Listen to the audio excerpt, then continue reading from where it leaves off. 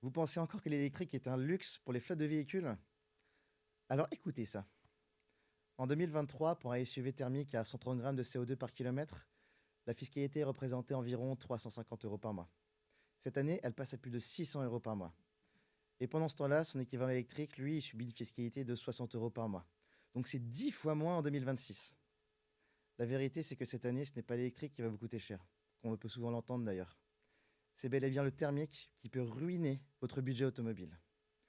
Alors aujourd'hui, voici les 4 points clés à retenir, notamment depuis le projet de loi de finances 2026. 1. À l'acquisition. Les malus CO2 et au poids s'accentuent jusqu'en 2027. La bonne nouvelle, c'est que l'électrique reste totalement exonéré du malus au poids, y compris sans éco-score. Alors pour rappel, l'éco-score d'une voiture, c'est un indice qui est calculé par l'ADEME et qui mesure son impact environnemental global. Donc plus la note est élevée, plus le véhicule est considéré comme propre. 2. La fiscalité annuelle. Les taxes sur les émissions et les polluants grimpent encore pour le thermique. L'électrique, elle, n'en subit toujours pas les conséquences. 3. Les avantages en nature. L'abattement de 70% pour les véhicules éco-scorés est maintenu et même son plafond est légèrement revalorisé.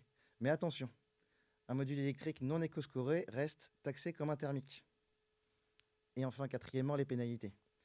Pour les flottes de plus de 100 véhicules, l'objectif de verdissement passe à 18% du parc. Donc si vous êtes en dessous, la taxe incitative peut frapper très fort.